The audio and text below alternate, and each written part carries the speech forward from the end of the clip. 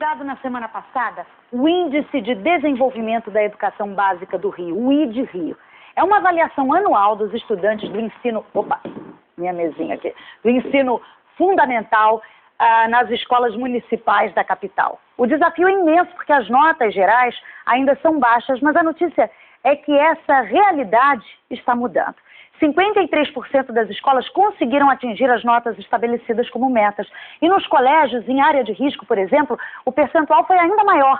Quem vai conversar com a gente sobre esse assunto é a nossa comentarista de educação, Andréia Ramal, e hoje a gente recebe aqui também a professora Sueli Pontes Gaspar, que é diretora da Escola 1º de Maio, que ficou em primeiro lugar na avaliação do 1º ao 5º ano. Bom dia, Andréia. Bom dia, professora Sueli. Bom dia. O CIEP 1º de Maio, do qual você é professora, eu vou lhe chamar de você, não vou lhe chamar de senhora, porque você é muito jovem. Foi primeiro colocado no primeiro segmento do ensino fundamental. Quais foram as principais medidas, professora, tomadas para que vocês conseguissem ter esse resultado tão bom? A questão da educação, ela nunca tem assim uma medida imediata. Esse trabalho ele já vem desde 2004, quando eu cheguei lá, quando a gente começou a trabalhar e tracejar, né, uma meta. Porque, como costumo dizer, para o meu grupo de pedagogos, professores, não vai acontecer um boom na vida da criança. Você tem que desenvolver as habilidades da criança. É um trabalho gradual, claro. De acordo com a idade, né? De acordo com as habilidades que ele tem que adquirir na época. E uma coisa primordial é fazê-lo acreditar em si, principalmente na área que eu trabalho, no lugar que eu trabalho, que é um lugar necessitado de mudanças, muitos acontecimentos ainda que não deveria mais acontecer. Mas a gente não vê por esse lado. Um resultado também muito importante conseguido no CIEP 1º de Maio foi o fim da evasão escolar. Foi zero de evasão escolar. Era uma área onde isso, em outros tempos, como você estava me contando agora há pouco, era muito comum. E olha só, os números, eu vou dizer para vocês, em 2010, a evasão de alunos registrada nas escolas do amanhã, que são as escolas que ficam em áreas ali conflagradas, áreas violentas, foi de 3,26%. Em 2008 tinha sido de 5,1%. E agora na sua escola, por exemplo, zero de evasão escolar. Os alunos estão mais envolvidos, Sueli, você acha? Muito, os alunos, a comunidade. Você tem que fazer um casamento com a comunidade. Você tem que ir até os pais, trazê-los de forma organizada para dentro da escola. Eu fiz vários trabalhos, usei várias estratégias e, graças a Deus, quase todas deram certo. Uma das estratégias que eu usei foi me reunir, eu dizia café com a tia Sussu. Então, esse café, é você. Tia Sussu sou eu. Então, esse café com a tia Sussu, ele era na última sexta-feira do mês. Nós reuníamos uma mãe, um representante de cada comunidade. Então, dali nós começamos a colocar para as crianças, para os pais, a função de cada um na escola. Porque muita gente não sabe qual é a função do diretor-geral, qual é a função do diretor adjunto, qual é a função... Quando ele quer uma matrícula, ele vai procurar quem? Ele quer falar com a diretora. Andréia, esse tipo de medida, quer dizer, que é uma medida simples e a gente está vendo que é super eficiente, né? É verdade. Muitas vezes as medidas parecem simples, mas elas têm detrás disso todo um pensamento pedagógico, uma ideia de modelo de educação que as escolas estão trabalhando hoje para diminuir a evasão e zerar a repetência. E a repórter Mônica Sanches visitou 2 escolas que tiveram excelentes resultados no ID-Rio para descobrir qual é o segredo do sucesso dos professores e alunos. Esta turma fez a prova em 2010 e conseguiu para a Escola Municipal Minas Gerais, na URCA, a 2ª colocação no ranking, do 6º ao 9º ano. Nestas séries, a nota média no Índice de Desenvolvimento da Educação do Rio de Janeiro foi 4. Na comparação com o índice de 2009, a pontuação subiu 14%. As taxas de abandono e repetência de todas as séries também fazem parte do índice. As notas variam de 0 a 10 e quase 1.000 escolas foram avaliadas. Cada escola teve uma meta estabelecida pela Secretaria Municipal de Educação. A Escola Minas Gerais ficou entre as 513 que conseguiram superar estas metas. O colégio tem tradição de boas notas em avaliações anteriores, como, por exemplo, na Prova Brasil. E o desafio agora é manter a qualidade do ensino. É o fundamental para que a gente tenha sempre esse resultado. Não desistir nunca de um aluno, acreditar sempre que ele é capaz. É uma coisa muito boa, né? Mostra que o ensino está cada vez melhorando e vai melhorar cada vez mais. A Escola Municipal Glauber Rocha, na Pavuna, ficou em segundo lugar na avaliação dos alunos do 1º ao 5º ano. A nota média destas séries foi 4,6. Na comparação com o índice de 2009, o resultado mostra um crescimento de 7%. Os 32 alunos que participaram da prova no fim do ano passado conseguiram aumentar a nota da escola de 5,7 em 2009 para 7,8 e são os campeões da prova de matemática. Eu gritei de felicidade.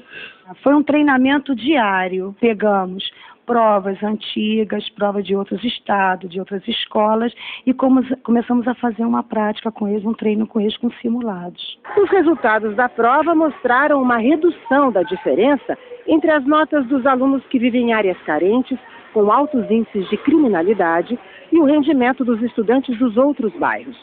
60% das chamadas escolas do amanhã, que ficam nas regiões mais violentas, conseguiram superar as metas.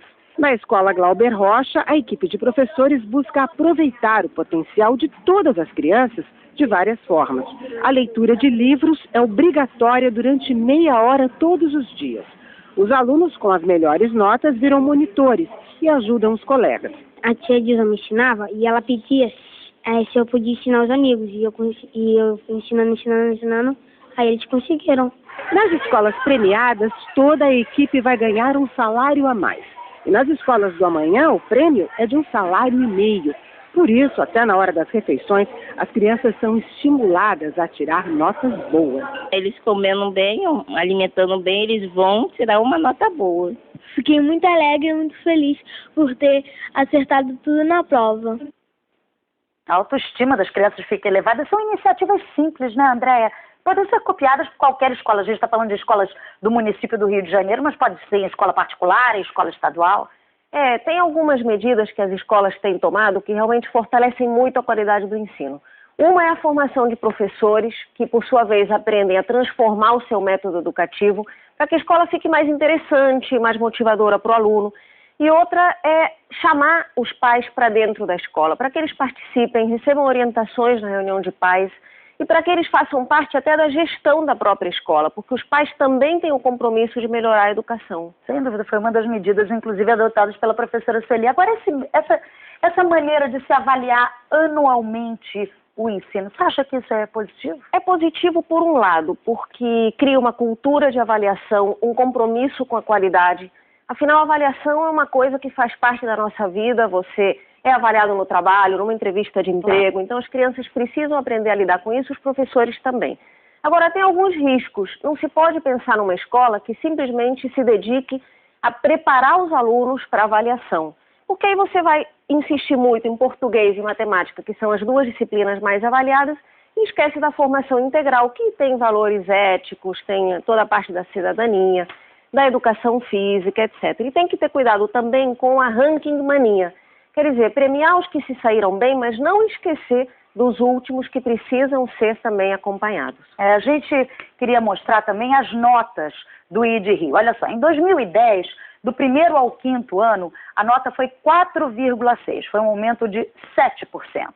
Do 6º ao 9º ano, a nota foi 4, um aumento de 14% em relação a 2009, quando as notas foram do 1º ao 5º, 4,3, e do 6º ao 9º, a nota foi de 3,5. Mais da metade das escolas atingiram as metas, mas nós vemos médias na casa dos 4 pontos. Não é o caso do CIE 1º de Maio, que teve notas excelentes. Foi 8,8. É uma nota de escola europeia, um nível... Pois é, mas a gente está vendo aí a média em torno de 4. É muito pouco ainda, tem muito para ser feito. Ainda é pouco. A média dos países desenvolvidos em avaliações similares a essa é em torno de 6. O Brasil ficou com 4,1. Então, na verdade, o município do Rio de Janeiro está até próximo, no último IDEB, melhor do que a média do Brasil. Mas ainda tem muito para melhorar.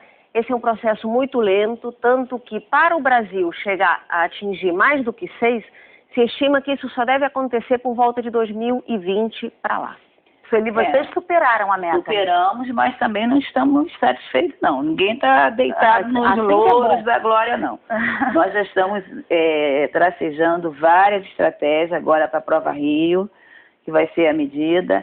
E essa questão de que a vida realmente é medida, porque você faz vestibular, você faz concurso. Está sendo avaliado o tempo inteiro, não tem como nós escapar. observamos ali na reportagem da Escola Minas Gerais, ela dizendo, eles têm treinamento diário. E realmente, as minhas 2 filhas fizeram vestibular e elas tinham treinamento diário. Pois é. E meus alunos têm simulado toda quinta-feira, a partir do 1º ano.